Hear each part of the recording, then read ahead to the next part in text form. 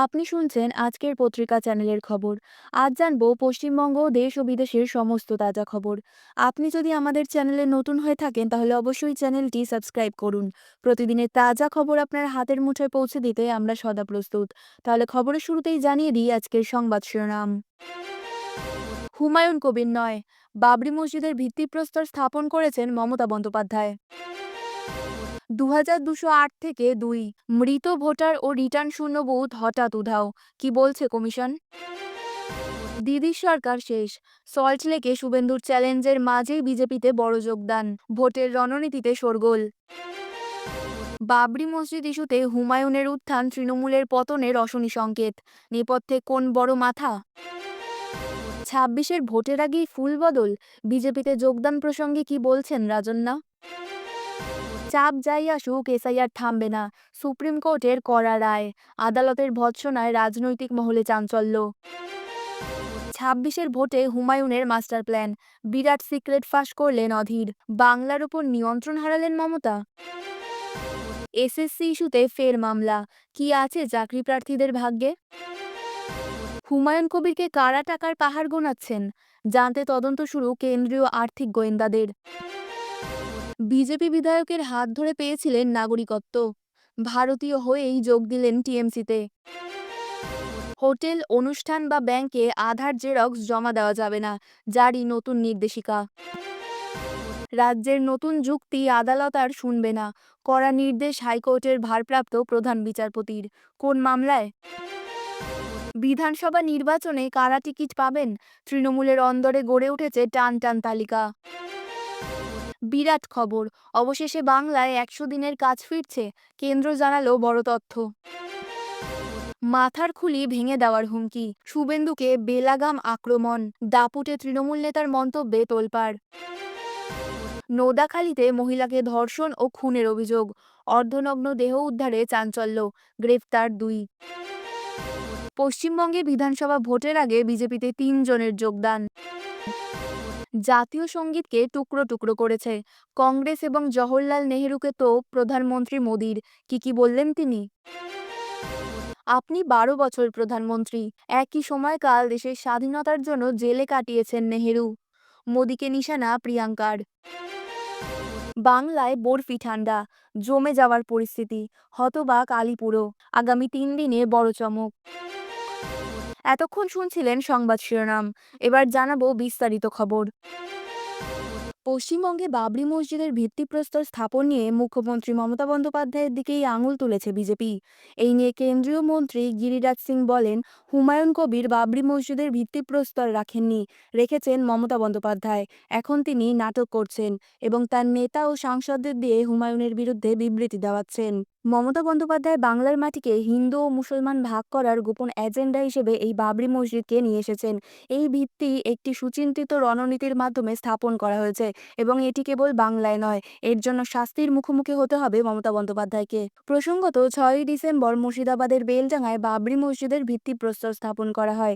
এই একই তারিখে অযোধ্যার বাবরি মসজিদটি কারসেবকরা ভেঙে ফেলেছিলেন 1992 সালে। এদিকে বাবরি মসজিদের ভিত্তিপ্রস্তর স্থাপনের জেরে জাতীয় সড়ক অবরোধ হয়ে যায়। বাংলা সহ দেশের বহু জায়গা থেকে লোকজন আসে, সৌদি থেকে ধর্মগুরু আসে, আশেপাশের এলাকা থেকে অনেকেই মাথায় ইট নিয়ে হাজির হয় অনুষ্ঠানে। সেই অনুষ্ঠানের মঞ্চ থেকে পশ্চিমবঙ্গের মুখ্যমন্ত্রী মমতা বন্দ্যোপাধ্যায়কে হুঁশিয়ারি দিয়েছেন ভরতপুরের বিধায়ক। তিনি দাবি করেছেন, রাজ্য সরকারের তরফে বাবরি মসজিদ তৈরির ক্ষেত্রে বাধা দেওয়া হচ্ছিল, কিন্তু তিনি মাথা নোয়াবেন না, প্রয়োজনে শহীদ হয়ে যাবেন, কিন্তু বাবরি মসজিদ তৈরি করেই ছাড়বেন বলে দাবি করেন হুমায়ুন। মুর্শিদাবাদে বাবরি মসজিদের ভিত্তিপ্রস্তর স্থাপন করা বিধায়ক হুমায়ুন কবিরের আগে বলেন যে তিনি কোনো বেআইনি কাজ করেননি। তার বক্তব্য, এদেশে যদি মন্দির ও গির্জা নির্মাণের স্বাধীনতা থাকে তাহলে মসজিদ নির্মাণেরও স্বাধীনতা আছে। মুর্শিদাবাদে বাবরি মসজিদের ভিত্তিপ্রস্তর স্থাপন করা হুমায়ুন কবিরকে তৃণমূল থেকে সাসপেন্ড করা হয়েছে। হুমায়ুন বলেন, সুপ্রিম কোর্টও স্বীকার করেছে যে হিন্দুরা মসজিদটি ভেঙে দিয়েছে এবং হিন্দুদের অনুভূতির কথা মাথায় রেখেই মন্দির নির্মাণের অনুমতি দেওয়া হয়েছিল। আমরা দেখেছি যে সাগরদিঘিতে রাম মন্দিরের ভিত্তিপ্রস্তরও স্থাপন করা হয়েছে। একইভাবে সাংবিধানিক আমাদের মসজিদটি নির্মাণের অধিকার দিয়েছে। এদিকে হুমায়ুন কবিরের বাড়িতে চলছে বাবরি মসজিদ তৈরির জন্য পাওয়া অনুদানের গণনা। হুমায়ুন দাবি করেন, নাম প্রকাশে অনিচ্ছুক এক ব্যক্তিই নাকি ৮০ কোটি টাকা অনুদান দেবেন বাবরি মসজিদ তৈরির জন্য। আরও বহু মানুষ টাকা দিচ্ছেন। এরই মধ্যে ১১টি ট্রাঙ্কে নগদ টাকা এসেছে বাবরি মসজিদ তৈরির জন্য।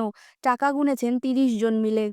এদিকে কিউআর কোড স্ক্যান করে এখনো পর্যন্ত ৯৩ লক্ষ টাকা জমা পড়েছে। জমা পড়া অর্থ কোটির গণ্ডি পার করলেও মোট কত টাকা জমা পড়েছে তা এখনো জানা যায়নি। মৃত ভোটারের নাম নেই, একটাও ফর্ম ফেরেনি এমন বুথের সংখ্যা ক্রমেই কমছে। গত ১লা ডিসেম্বর কমিশন জানিয়েছিল এমন বুথের সংখ্যা ২,২০৮। গত সপ্তাহে মঙ্গল, বুধ আর বৃহস্পতিবার পরপর ৩ দিন যা যথাক্রমে ৪৮,০২৯ থেকে কমে দাঁড়িয়েছিল মাত্র ৬০টিতে। ৮ দিনের ব্যবধানে সেই সংখ্যা আরও কমে দাঁড়ালো মাত্র ২। কমিশনের সর্বশেষ রিপোর্ট অনুযায়ী মৃত ভোটারের নাম নেই, একটাও ফর্ম ফেরেনি এমন বুথের সংখ্যা এখন মাত্র ২টি, যার একটি হাওড়াতে এবং অন্যটি পশ্চিম মেদিনীপুরে। ২,২০৮ থেকে কমে ২। কিভাবে রাতারাতি বদলে যাচ্ছে মৃত ভোটার শূন্য বুথের সংখ্যা? কমিশনের বক্তব্য, রিপোর্ট পাওয়ার পরপরই ডিইওদের আলাদা করে বিস্তারিত রিপোর্ট চাওয়া হয়েছিল। কোথাও কোনো ভুল ত্রুটি যাতে না রয়ে যায় তাই বারে বারে রিচেক করা হচ্ছে। সে কারণেই বুথের সংখ্যা কমছে। কমিশন সূত্রের খবর, শুধুমাত্র মৃত ভোটার শূন্য বুথের সংখ্যা নয়, একইভাবে বদলে যাচ্ছে বহু বুথে কোথাও একজন ভোটারের স্থানান্তরের তথ্য নেই। একইভাবে কোথাও ডুপ্লিকেট, আবার কোথাও অ্যাবসেন্ট ভোটারের সংখ্যা শূন্য। সংশ্লিষ্ট বুথগুলি পুনরায় রিচেক করার জন্য সংশ্লিষ্ট জেলার ডিওদের ফের নির্দেশ পাঠানো হয়েছে। কমিশনের বক্তব্য, এই সংখ্যাটা আরও কমতে পারে বা বদল হতে পারে। ১০ তারিখের আগে নির্দিষ্ট করে কিছু বলা সম্ভব নয়। রবিবার একটি বিজ্ঞপ্তি জারি করে এসআইআর এর প্রক্রিয়াগুলি ৭ দিন করে পিছিয়ে দিয়েছে নির্বাচন কমিশন। আগে বলা হয়েছিল ৪ই ডিসেম্বরের মধ্যে ইনুমারেশন ফর্ম নির্বাচন কমিশনের ওয়েবসাইটে আপলোড করার প্রক্রিয়া সম্পন্ন করতে হবে। এখন সেই সময়সীমা বাড়িয়ে ১১ই ডিসেম্বর করা হয়েছে। ১২ই ডিসেম্বর থেকে ১৫ই ডিসেম্বর পর্যন্ত চলবে খসড়া ভোটার তালিকা প্রস্তুত করার কাজ। খসড়া তালিকা প্রকাশিত হবে ১৬ই ডিসেম্বর। ১৫ই জানুয়ারি পর্যন্ত তালিকা সংক্রান্ত যাবতীয় অভিযোগ এবং আপত্তি কমিশনের কাছে জানানোর সুযোগ মিলবে। ১০ই ফেব্রুয়ারির মধ্যে ভোটার তালিকা ভালো করে খতিয়ে দেখে চূড়ান্ত করার জন্য কমিশনের অনুমতি নিতে হবে। তারপর ১৪ই ফেব্রুয়ারি পর্যন্ত ভোটার তালিকার প্রকাশ করা হবে। আসন্ন নির্বাচনকে সামনে রেখে বিজেপির রণনীতি সল্টলেকে সাংবাদিকদের সামনে ফাঁস করলেন রাজ্যের বিরোধী দলনেতা শুভেন্দু অধিকারী। তার উপস্থিতিতেই দলে যোগ দিলেন একাধিক নেতা। পাশাপাশি মমতা বন্দ্যোপাধ্যায়কেও তীব্র আক্রমণ করেন তিনি। সোমবার সল্টলেকের বিজেপি কার্যালয়ে সাংবাদিকদের মুখোমুখি হন শুভেন্দু অধিকারী। সেখানে তিনি আসন্ন নির্বাচনে জয় নিশ্চিত করতে বিজেপির প্ল্যান বা কৌশল নিয়ে আলোকপাত করেন।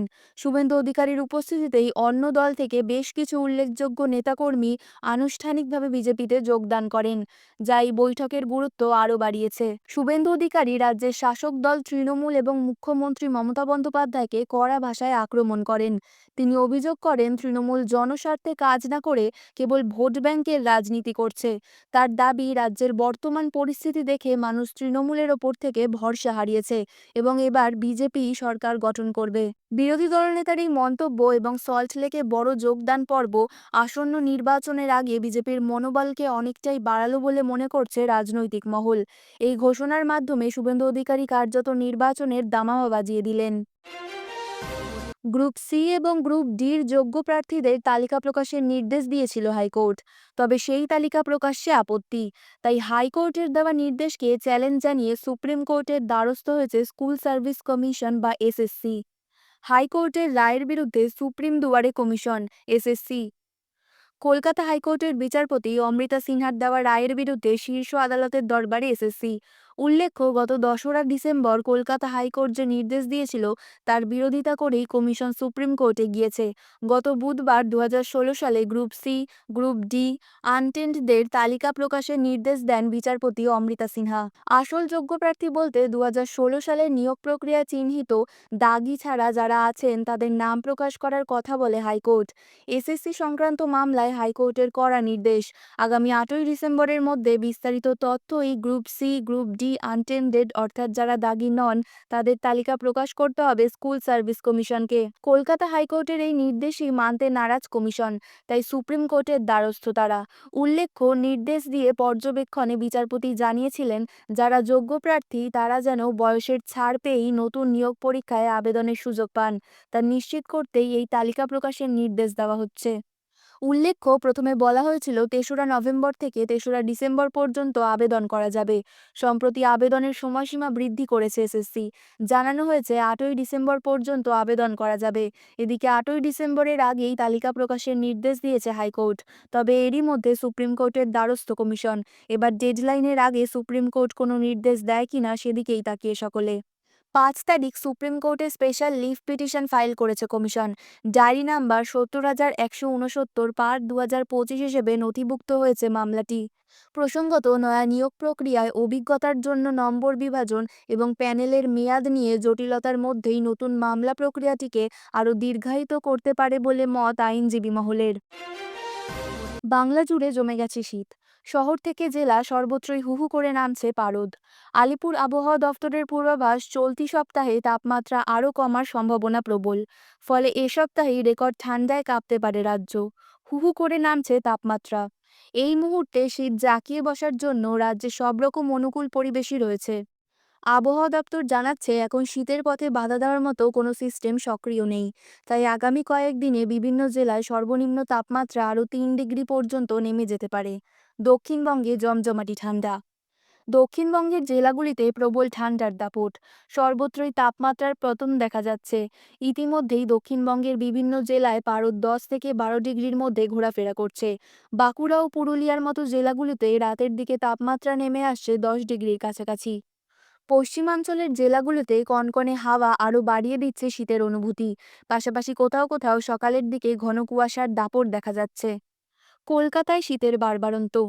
মহানগর কলকাতাতেও তীব্র শীতের অনুভূতি। শহরের তাপমাত্রা নেমে এসেছে ১৫ ডিগ্রির নিচে। আলিপুর আবহাওয়া দফতর জানাচ্ছে, আগামীকাল দিনে কলকাতার তাপমাত্রা আরও কমতে পারে।